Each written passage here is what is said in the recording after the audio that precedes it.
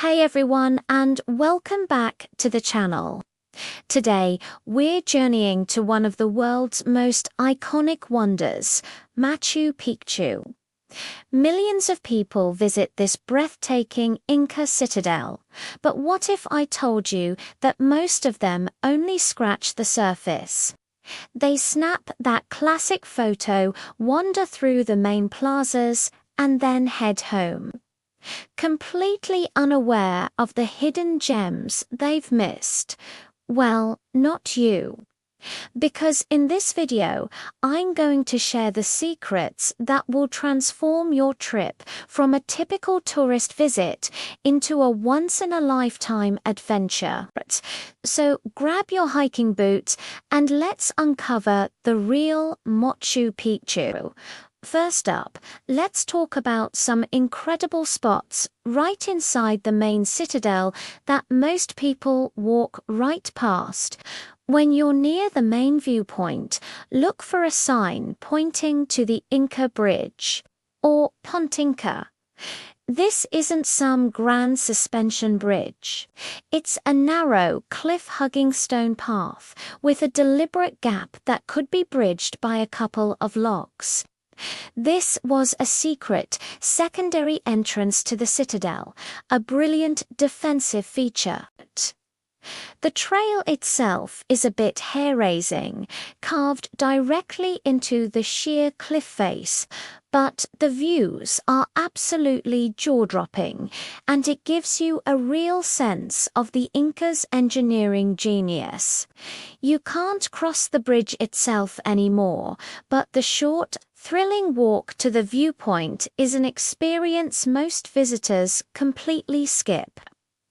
Next, while everyone is climbing Huayna Picchu, the famous Big Peak, look for its little brother, Machu Picchu, meaning Little Peak in Quechua. This is a much shorter, less strenuous climb that offers a fantastic and unique perspective of the main ruins. It only takes about 15 to 20 minutes to reach the top. And because so few people know about it, you can often enjoy the stunning panorama in relative peace. It's the perfect option if you don't have the time or energy for the big climb but still want that incredible bird's-eye view. Trust me, it's a hidden gem. Now, for the truly adventurous, if you've booked a ticket to climb Huayna Picchu, don't just go to the top and come back down. About halfway up the mountain, a lesser-known trail branches off towards the Temple of the Moon. This is an entirely different world. Tucked away on the far side of the mountain, you'll find a magnificent ceremonial shrine built inside a natural cave. The stonework here is absolutely exquisite, rivaling anything in the main citadel. The atmosphere is quiet, mysterious, and deeply spiritual. It feels like you've stumbled upon a sacred, forgotten place. The hike is demanding, but the reward is an encounter with Machu Picchu's mystical side that very few ever get to witness. Let's move beyond the main complex. For those who trek the classic Inca Trail, their first glimpse of Machu Picchu is from Intipunku, the Sun Gate. But guess what? You don't have to hike for 4 days to experience it. From inside the citadel, you can take a moderate 1-hour uphill hike to the Sun Gate. The path itself follows an original Inca trail.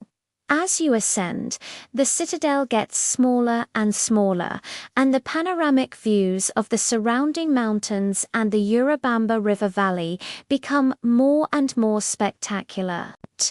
Reaching the Sun Gate and seeing Machu Picchu framed perfectly through the ancient stone doorway is a truly magical and rewarding moment that day trippers often miss.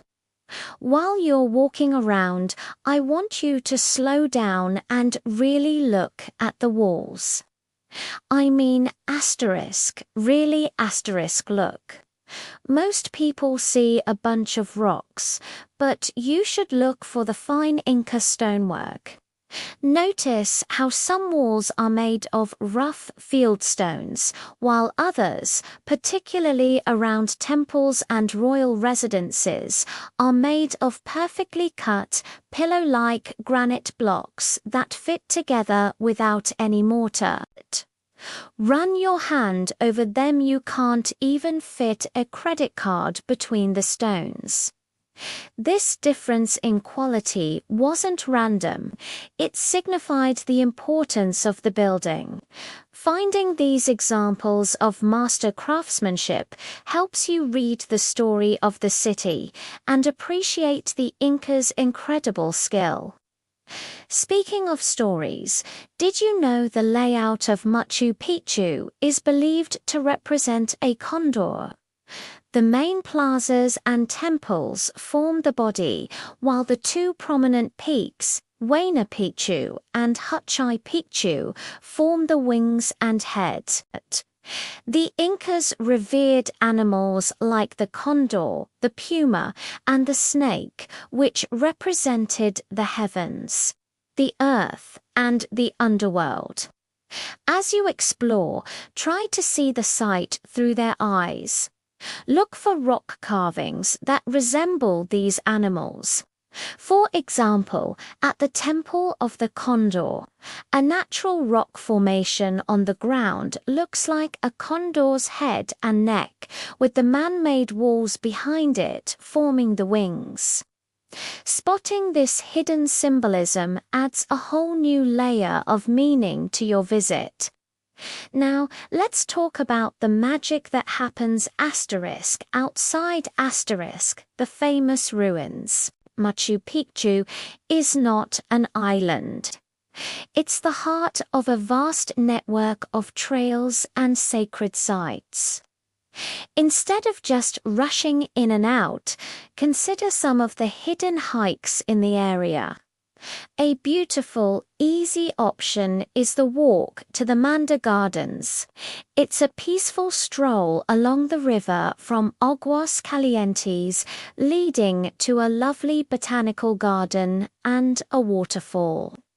It's a great way to see the local flora and fauna, especially the amazing variety of orchids and birds. For a more historical adventure, consider the hike to the Lactapata ruins. This is a full-day trek, but it's incredible. Lactapata is another Inca site on a neighboring mountain, and from its ruins you get a completely unique, straightened view of Machu Picchu from across the valley. You're literally looking at Machu Picchu the way the Incas did from a neighboring settlement. It provides a profound sense of context and scale that you just can't get from inside the main citadel. You'll need a guide for this, but the solitude and the perspective are unforgettable. And for the thrill seekers, there's Putacuzi Mountain, the Happy Mountain. This is a challenging, steep climb involving some vertical wooden ladders. And it's definitely not for the faint of heart. You should only attempt it in dry conditions. But if you make it to the top, you are rewarded with a direct front-facing view of Machu Picchu that is absolutely breathtaking. It's a tough, non-official trail, so it's a real adventure that offers a perspective very, very few tourists will ever see. One of the biggest mistakes people make is visiting during peak hours from about 10 a.m. to 2 p.m. The site is crowded, the sun is harsh, and the magic can feel a little lost. The secret: go early or stay late. Be on one of the first buses up in the morning to see the mist rise and unveil the city, or stay until the last possible moment in the afternoon. As the crowds thin out and the golden hour light bathes the stones in a warm glow, the entire atmosphere changes. It becomes quiet, serene, and deeply moving. This is when you can truly connect with the spirit of the place. Here's another pro tip. Don't skip the guide. I know it can be tempting to save a few bucks and wander on your own, but you will miss so much. A good licensed guide brings the stones to life. They'll point out the astronomical alignments, explain the purpose of the different buildings, share the history and the legends, and show you those subtle details like the hidden animal shapes that you would never find on your own. Hiring a guide is an investment in your experience, turning a walk through old ruins into a fascinating journey back in time. And finally, my single biggest piece of advice is to stay overnight in Aguas Calientes, the town at the base of Machu Picchu. So many visitors try to do it as a long day trip from Cusco, which is exhausting and rushed. Staying overnight allows you to visit the site at the best times late one afternoon and early the next morning. It gives you time to explore the town, relax in the hot springs, and tackle one of the hidden hikes I mentioned. It completely changes the pace of your trip from a frantic rush to a deeply immersive experience.